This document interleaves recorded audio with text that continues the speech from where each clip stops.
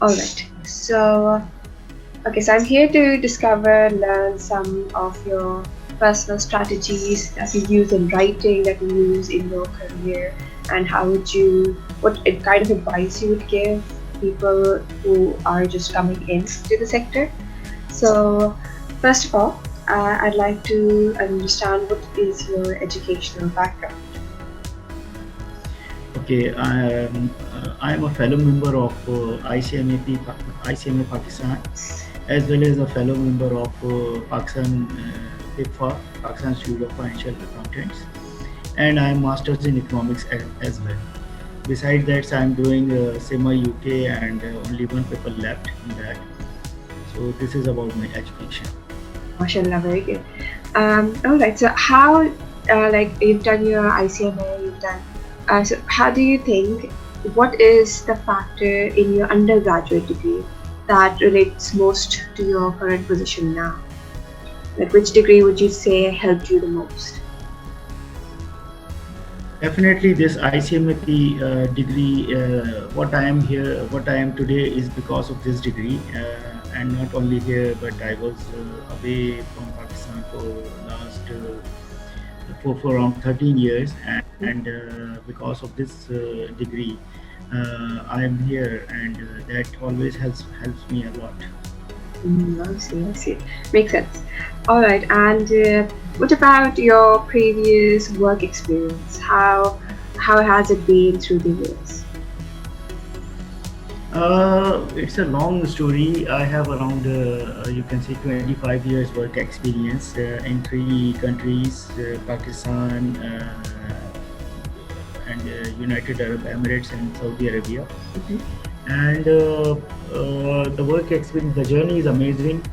I started my career as accountant, and then keep a very long time ago, when I was just in my college studies. I was in inter.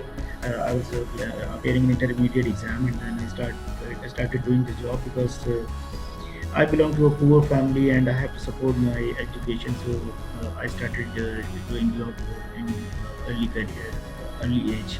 Mhm. After that, I completed my graduation, and then I take admission at ICMEP. I keep moving to different industries. I work for travel industry, manufacturing industry, Mhm. in the airline industry, you can say. Once I qualified, I completed my ICMA Pakistan. Then I moved to United Arab Emirates, and you can say I had around 9 year experience at that time. But when I moved to United Arab Emirates, I started my career from zero, because nobody was believing that at this young age I have that much experience. So I started my career again. I started a company there as accountant, where I uh, started working, and when difficult things comes, I contributed myself. So everybody was surprised that this guy is having a lot of knowledge. So they promote me to the financial analyst. Then I worked in Dubai for 5 years. Then I got an offer as a CFO in an investment banking in Saudi Arabia. So I thought, okay, let's move to Saudi Arabia, and I moved there. I worked there for around 8 years. Then I came back to Pakistan in 2016. Mhm. Since then, I'm working with ICMA Pakistan as a director of finance, and that is about my experience and all the story of my. I see. That's a very, very large, vast experience. Um, Out of all of these industries, which did you like personally prefer working You mean the company? in? Industry, जैसा आपने बोला कि travel में भी किया है, airline में भी किया है. Which industry did you Hmm. like prefer the most? Uh, in fact, I don't say that I enjoyed everywhere, because for me, this, which is in my nature, and I would also suggest that don't stop yourself to one company. I enjoyed in every company because every industry has a new new things. So travel industry was my ideal job at that time. I wanted to start. I started my career from there. Then because I started education from ICMA Pakistan, so in the manufacturing industry I worked, and there also I enjoyed. In the construction industry in UAE, I also enjoyed in investment banking industry as well, and now I'm in education industry. So I don't say that I enjoy. I do. It's very difficult to choose me Mhm. to choose one industry because you can say that I enjoyed in all industries. Makes sense, makes sense. All right. So, okay. So, how much time do you think your professional activities like require? How much of the time of your life does it take up? Well, I am a person who believes that you should complete your job from 9 to 5. Mm-hmm. And if you are unable to do, there could be only two reasons. One is that you are too much overloaded. Second is that you are not doing your job properly in time. Yeah, sometimes you have to sit late because of some meetings, some presentations, which because of our limitation, because our board is independent board, and they are also doing their jobs in different companies. So once they finish their job, so they come. So sometimes you have to wait for them, sit in the late hours, but that rarely happens. So this is the day. Normally I leave on time. Yeah. So you don't agree with overtime because I also don't agree with overtime. That's great. Yeah. All right. Okay. So, since I cannot be there physically, can you tell me a little bit about what your office looks like right now? Uh, Just physically I describe it. Thoda sa like what personal mementos do you have? Thoda sa because I cannot be there right now physically. If you want, I can turn on my camera and you can see the background. And because my office is very unique, which you might not have seen by any other. So, because I have plants in my office, I have an aquarium in my office, I have Oh, my achievements. You can see on the background of my uh, chair. So I have a very unique work style. I don't believe on sitting in around the walls and just working, because mm-hmm. you have to keep yourself fresh. And once you have this nature inside your room, you feel good. Let me turn on the video. Maybe you Yes, can. please. I would love to see it.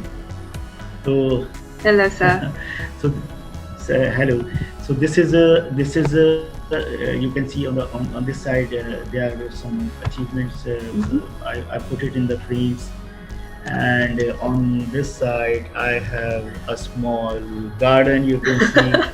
So many. Oh, this is very nice. And on that side I have an aquarium. I can see the fishes when I'm stressed, or when I'm overloaded. Uh So I huh. just saw them, they saw me, and I feed them. So I had a very great time with my pets and plants, you can say. Oh, this is a wonderful area. This is great. Yeah. It does feel like you make your place a little more comfortable, a little more homey. So that's great. All right. So, look, just a few more questions. In terms of written content, what do you think is the most frequent mode of written content in your organization? Uh, it also depends on what situation you are dealing, because every day you have a new experiments, new situations, and there your communication skills work. I must say that your communication skills counts a lot in your practical life. For example, if I send you some samples trying to cover all the aspects, for example, when I'm sending an email to my boss, and that also depends if it is I am asking something from him, or I am replying of his question. So whenever I receive an email from my bosses, so I try to understand that what exactly they are looking for. So I totally understand their email and then I reply them very politely. Mhm. It also depends on the culture of each organization, what type of reply you are making. For example, when I was away, I used to write emails starting with the name of the of my boss. I never say sir. But here in Pakistan, we have a culture of like sir and saying like this. So you have to start your email, dear sir. So this is about Mhm. top upper management. When I'm sending any instruction to the lower management, that also depends if I am asking something from them or if I am dealing with other things. So I try to make it very clear in the bullet points at what exactly I am looking for, and the bullet points actually describes my reports, the column, the you can see segments. So that has to be very clear. Similarly, most of the time I keep motivating my staff, giving them the appreciating them, encouraging them. So this also depends on them. Third thing is when I'm talking to the similar department at so I just write the designation of, for example, director IT. So I say dear director IT, and I start asking things. It also depends what type of email I'm sending. So this is how I communicate with the office people and use writing skills. That's great. That seems like a very, very effective, I would say, very effective way of communication. And what about the most major work you have done? Not in like the current industry that you're working in or the current job. What do you think has been the most major work that you have done in your life? It's a very long list, but major things which I have done in UAE, I have implemented ERP system for three organizations. Mm-hmm. Similarly, I set up companies from scratch in most of the things in Saudi Arabia. They hired me, and the company was brand new, and then I had to set up all the departments, major departments. You can see, and I started everything: reporting, ERP implementation, even administration, hiring people. Here also, I have implemented some, you can say, software things and various reports. So training is always part of my job. I give training to my juniors, and alhamdulillah, now they are on a very high position. And after getting this, so mix and mixture things, but so some of the points I mentioned are these. I see. So you're very experienced in doing a lot of major work then. That's great.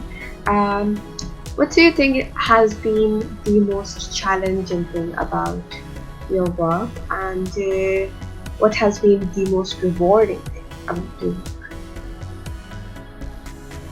Uh, Reward, I would define like not only money, because people always think that reward is money. What I believe on reward is the respect you are gaining. So the alhamdulillah, the thing is that whenever I go, or whenever any previous colleague or junior staff meets me, he do the same respect what he or she is doing at that time. So it means that you are earning your respect, and the respect is earned while you are while you are the boss of these people. Similarly, when I meet any of my boss who is even not boss now of my boss now, so they also regard me. So this is the reward I get, I would say mostly, yeah, money and other things and experience is there, but I will count these things that you have contributed to the society, you have contributed to the community. And if, for example, I guide somebody in a way that he or she learns and implemented, and he or she is now on a higher position, so they always remember me. So because I also get the same things as mentor in my life. Some people guided me while I was very junior, and I thought that this thing should be transferred to the community. I see. So very good outlook on life. That's great. And what about the most challenging thing you have done in your career? Career-wise, what has been the most challenging thing you've done? I would say that most challenging thing is to manage people, Mm-hmm. because every people has a different psyche, different work style, different thinking, different communication, and there you have to adjust yourself according to that person. You have to understand that what level you can speak, you can have with the other person.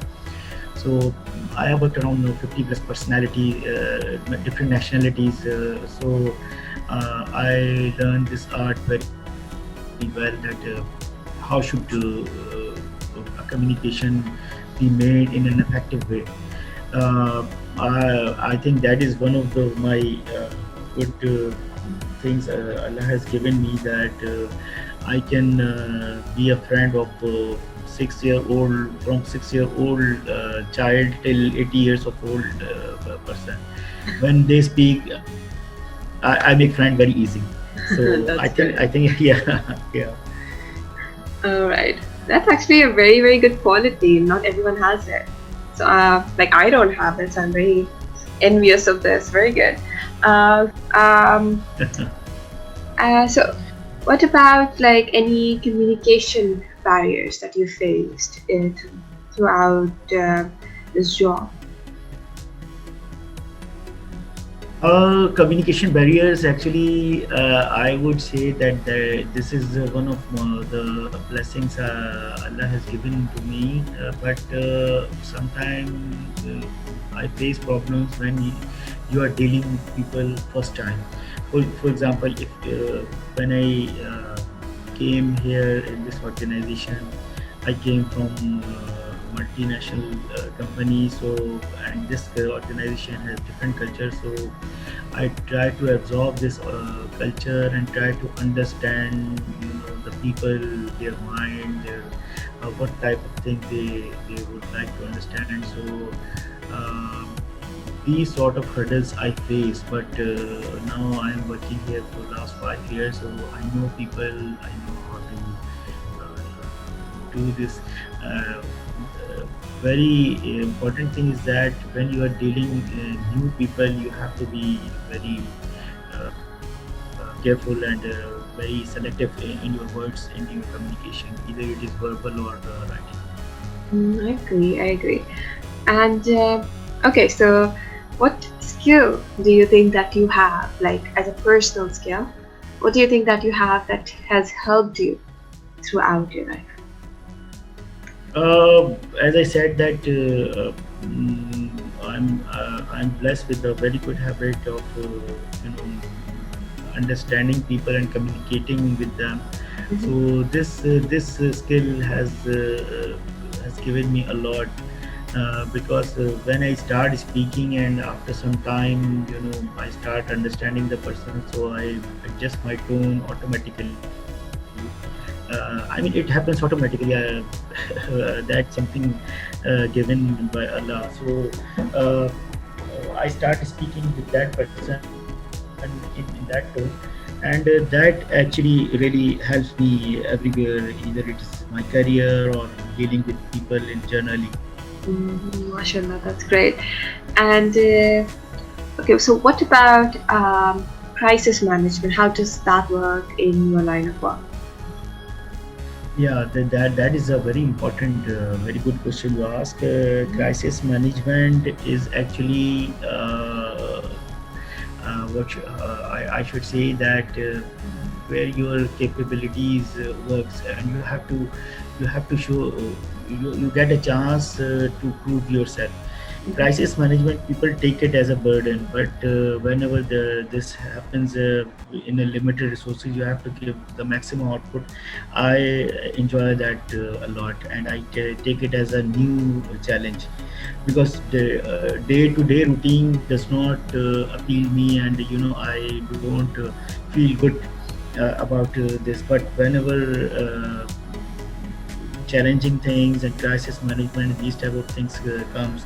For example, we are facing COVID situation, Mm-hmm. and immediately our office was closed down, and we have to start everything from home. And making payments, daily payments, takes a lot of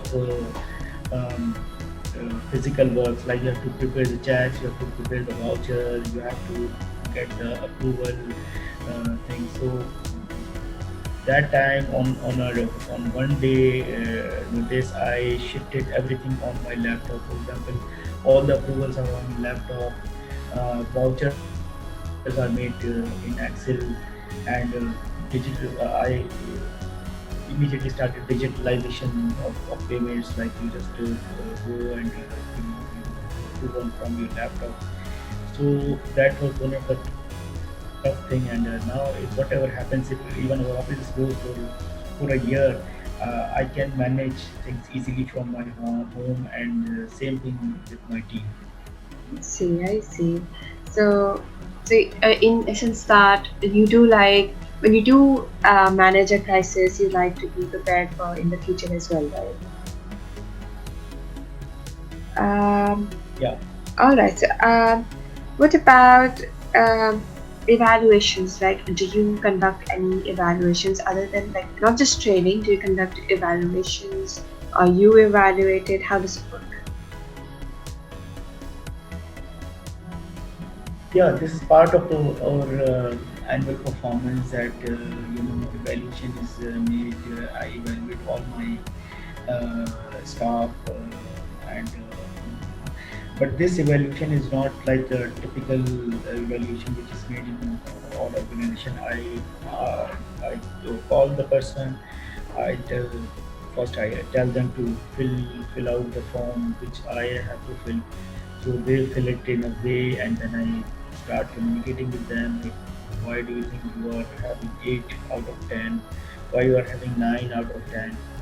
So then I start giving them my feedback, and that actually, that not actually on that particular day. Every day, I keep telling my team their weaknesses. So the learning process always started every day. And when this evaluation process came, so I just tell them to do these things, and the SWOT analysis, all these things I discuss with them. I see, I see. Very up to date then. All right, and okay, so two last questions now. We're very close to the end. Um, for the phrase thinking outside the box, how would you apply it in your life? I am a person who believes that you should be ready to face any situation. For example, when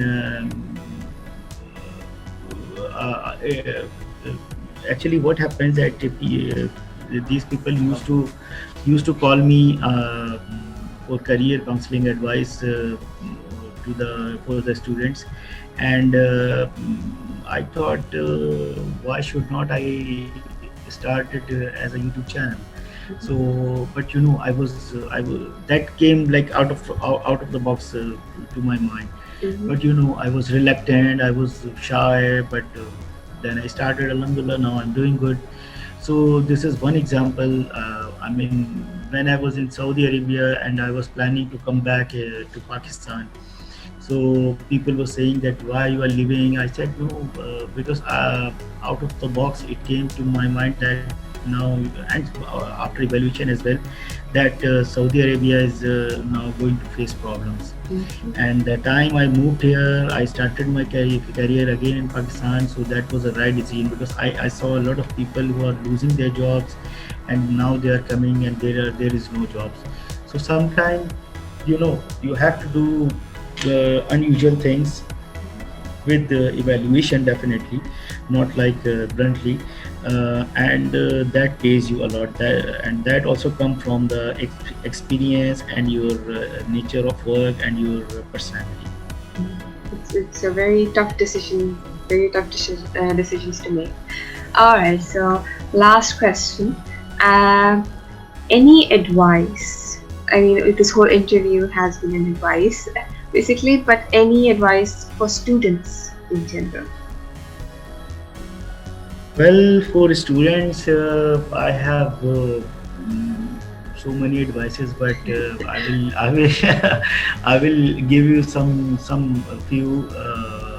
For example, when you are studying, so try to think it in a way that what you have to do practically.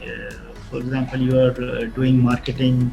Um, for example, you are reading segment marketing, and apply it in a practical way, that okay, if you have a product, suppose any food product, so how you will apply it to market it on segments, because every place has a different people, so it works. This is number one. For my field, accounting also, students should think like this. They should, not only limited themselves to only studies, but to some practical sort of things. Whenever they get a chance, they should see the practical world also. So once they complete the study, they will be a different person as compared to a person who is only a fresh graduate, a fresh MBA, or fresh ICMA. So that is one advice. Second advice is that dedicate yourself, and dedicate a few years of your age to your studies, because when you invest a few years on yourself, believe me, they are going to pay a lot. And that's what I did while I was student, because I was doing job as well as study, and it was not an easy task. Mhm. So I told myself that okay, Wasim, just give some 10 years, just give your 10 years on your studies, and then it will pay off, and that actually is paying me off. Mhm. So this is number two. Number three, when they come to the practical life, don't give up your studies. Always intact with any studies, so you are warm up all the time. And the fourth thing which I always tell to my students is that develop your skills. Skills can be your communication skills. Skills can be your uh, software skills, for example Excel, and any other thing. Skills can be the dealing with the people, because communication skills, for me, communication counts in your job like 60% or 70%, and the rest is your knowledge. So this communication skills is very important, and especially after this COVID, you have to you have to you have to have this skills, because you are just speaking on a laptop, on a mic, and maybe you are not physically there, because physical if you are physically there, you can have a big difference rather speaking over the laptop. So developing skills, especially communication skills, I would strongly suggest to the students, go for that, develop that, practice that as much as possible, and that will be. All right. Thank you for this wonderful advice. It's very helpful as a student right now. Thank you so much. This will be the end of the meeting, the interview. Um, seriously, thank you so much for agreeing to this, for being so helpful, for being so inviting, being so being so motivating, and like understanding, helping me understand this whole process, how it works, how the industry works for you, the advices. It's very helpful. Thank you so much, Raike. You are welcome. You are welcome, and all the best. And for any advice, if you need anything, you can discuss with me. Yes, thank you so much. Thank you so much. Thank All you. right. Uh, Take care. Take Yeah. care. Khuda Hafiz, sir. Peace. Bye.